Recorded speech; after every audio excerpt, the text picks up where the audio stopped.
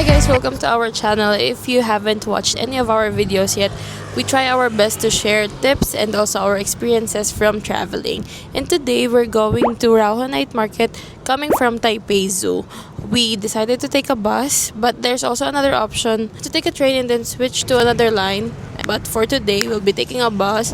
The bus is BR18. We're just waiting for it, maybe just 4 more minutes and then we'll see you there.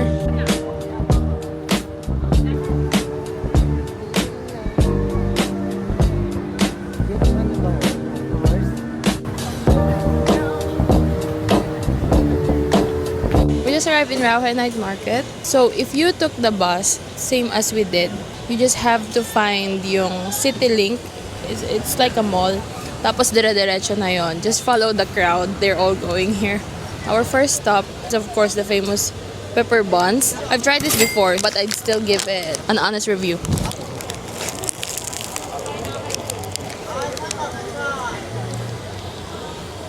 Juicy yung laman, pero hilaw yung tinapay. Hilaw yung tinapay sa loob. It was better last year when I tried it. Para kasing naka-ready na sila sa maraming pila. So, nandun lang, nasa gilid lang yung mga luto na. It's still hot naman, pero parang minadali siya. Tsaka yung dati parang mas golden brown not like this. Nakapila kami ngayon dito sa chicken sausage. Our first time to try chicken sausage. Not the usual Taiwanese sausage.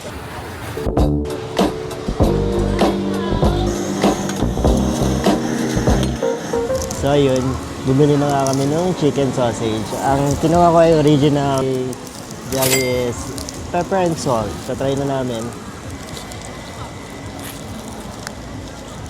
Nagustuhan ko siya.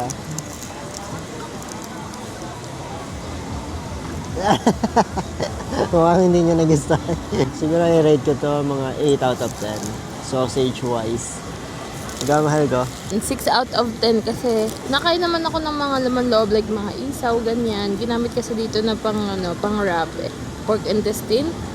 And mas lasa ko yun kaysa sa chicken. Kind of expecting something different. Kaya it's a 6 out of 10 for me. 6 out of 10 sa kanya, 8 out of 10 sa akin. Try nyo din, baka magustuhan nyo. Next! On to our next location. Maghanap muna kaming basurahan. Napakaraming food stalls dito. Parang ikaw na yung magsasawa. So, the goal today is to try the ones that I haven't tried before. It's not as big as Shilin or other markets, pero I like this better. I like this night market better than the rest that I've tried. Kasi parang 2 lanes lang siya na malaki.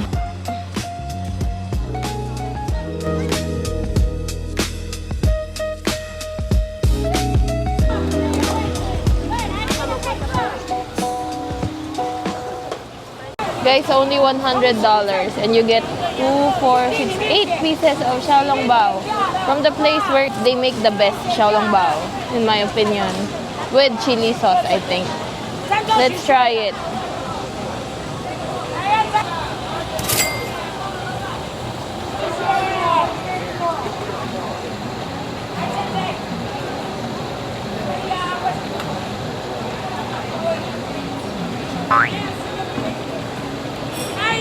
My turn to try it. Try na.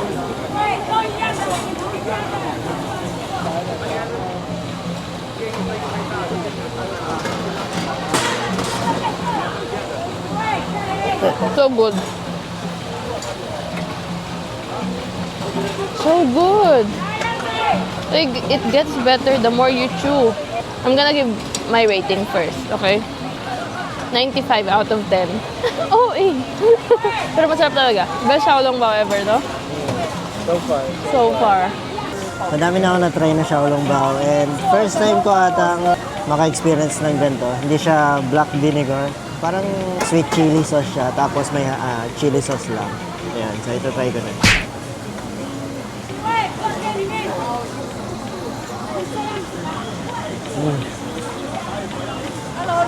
This is so good. Oh.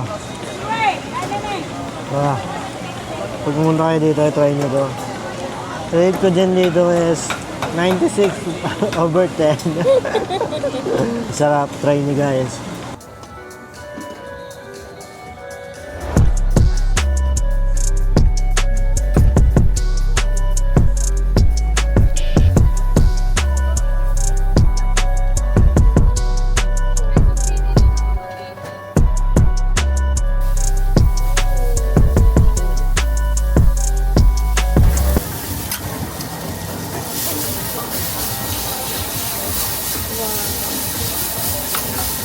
Sarap yan, mahal ko.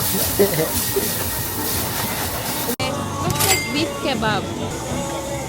We're ready to try it. Smells so good. I think you're gonna like it. Medyo ano eh, rare. Medium rare, no?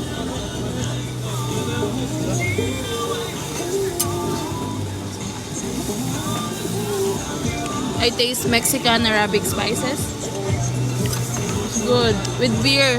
I need beer. Bagay na bagay ang sunmig dito. Ang sarap. Nakita nyo naman kanina kung paano siya lutuin. Smoky. 8 sticks for only $100. That's less than 200 pesos. 8 sticks of this beef goodness. I would rate this 9 out of 10. Sobrang sarap. 9 kasi mabibitin ako dito. Gusto ko pa ng 3 order. For me, it's 10 out of 10. Perfect. If I could, I'd rate it more. Kasi sobrang mura. Sulit. Sulit na sulit.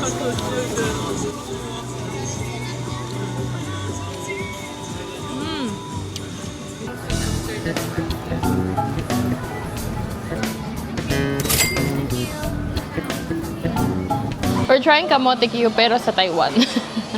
They call this candied sweet potatoes. And in my experience, ang sarap talaga ng sweet potato ng Taiwan or ng Japan. Masarap din naman yan sa atin. Pero theirs is somehow may unique flavor. May nutty flavor. Okay, let's try it. Dami mong chika.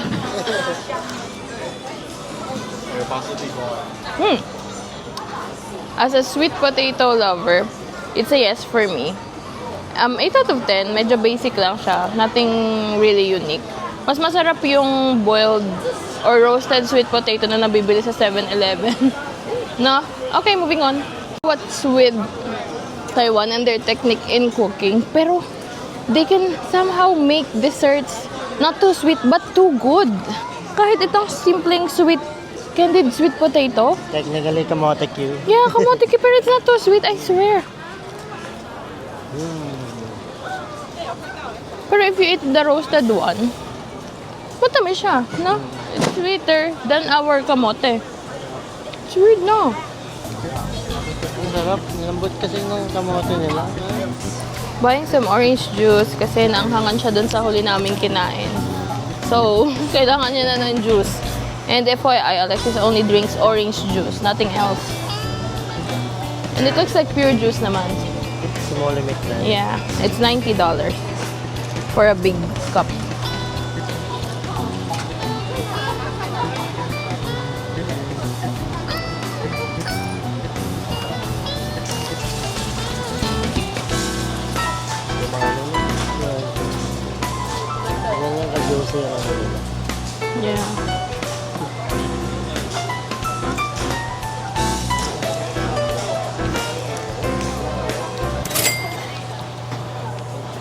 Yeah.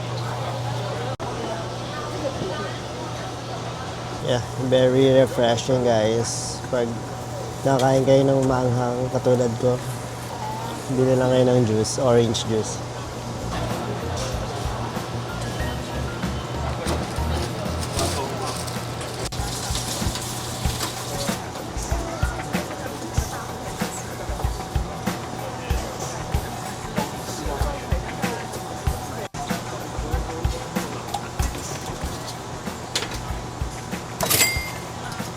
Ayan na, we're trying the scallion pancakes.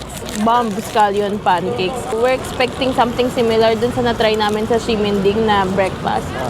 Pero maybe better kasi it's fried. Let's try. Ikaw muna.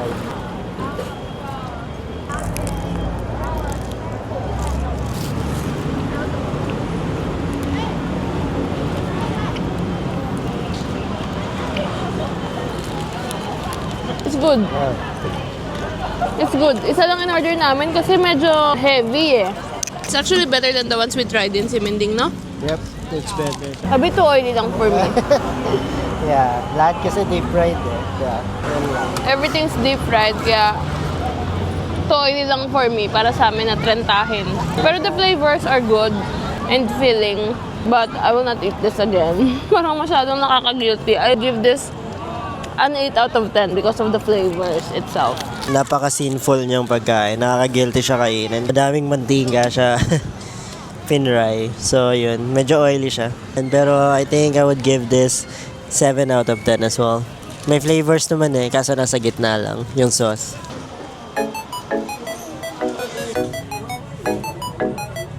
Last ko na to for the night. Gin Fajia na milk tea. Says Taiwanese tea sila, so I have to try it. Last na to for the night. Nakakapagod din lumapang ng lumapang. Pero parang di mo kasi feel, di ka mapufull kasi lakad ka ng lakad. Naka 12,000 plus steps na nga kami eh. I ordered brown sugar pearl. I asked if possible na malagyan ng ulong. Pero hindi daw, so... Okay na to, puro kareklamo.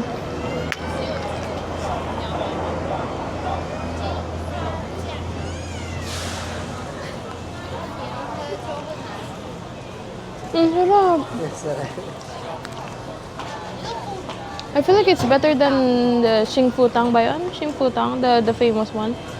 Sorry to compare. I don't know if they're related, pero this is better. Try mo.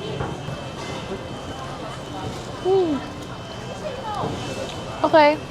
Si Alexis ay kakain pa daw ng kanyang soup na, I don't know what it's called, pero puro innards soup. And he's gonna dine in. And I'll be there sa sidewalk waiting for him to finish eating. Kaya I bought my milk tea. Hey guys!